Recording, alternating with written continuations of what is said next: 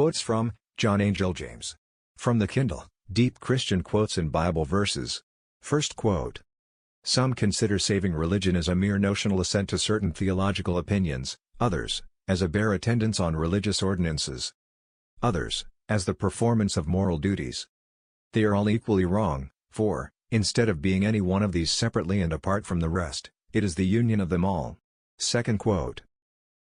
True religion as a right disposition of mind towards God, implanted in our nature by the influence of the Holy Spirit, and exercising itself according to the circumstances in which we are placed. Third quote. All recreations are improper which have an injurious influence upon the moral and religious character. This is an axiom. No reasoning is necessary to support it, no eloquence is requisite to illustrate it, none but an atheist can oppose it. Fourth quote.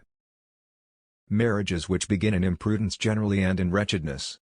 Young people who marry without the consent of their parents, when that consent is withheld, not from caprice, but discretion, often find that they are not united like two doves, by a silken thread, but like two of Samson's foxes, with a firebrand between them. Fifth quote. Personal attractions alone are not enough to form a ground of union. Few things are more superficial or fleeting than beauty. The fairest flower often fades the soonest. There ought to be personal attachment, I admit, but that attachment should be to the mind as well as to the body. Sixth quote. He who instituted marriage, has thus laid down the law, as to the principles on which it is to be conducted. Pious young people are here commended to unite themselves only with those who appear to be partakers of similar dispositions. An infraction of this law is followed with many evils. It displeases others, it discourages ministers, grieves the church, and is a stumbling block to the weak. It is a source of inexpressible regret to parents. Seventh quote. But consider the influence of an unsuitable marriage on yourselves. We all need helps, not hindrances to heaven. Our personal religion requires props to keep it up, not weights to drag it down. In this case, not to be helped is to be hindered. The constant companionship of an ungodly husband, or wife, must be most injurious. Eighth quote. In some cases they wish them to enter into church fellowship, as a kind of proof that they are godly. At other times they believe that, although their friends be not quite decided in their religious character, yet, by being united with them, they will become so. But are we to do evil, that good may come?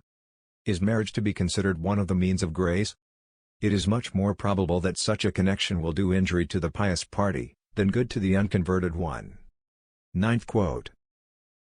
I do not mean to say that true religion, though indispensable, is the only prerequisite in the individual to whom you should unite yourselves. Temper, age, rank, mind, ability to preside over domestic cares, should all be taken into the account. Many, when expostulated with on their being about to form an unsuitable marriage, have replied, "Oh, he is a very good man, and what more would you have?" Many things, a good disposition, industrious habits, a probability of supporting a family, a suitableness of age and station, a congeniality of general taste.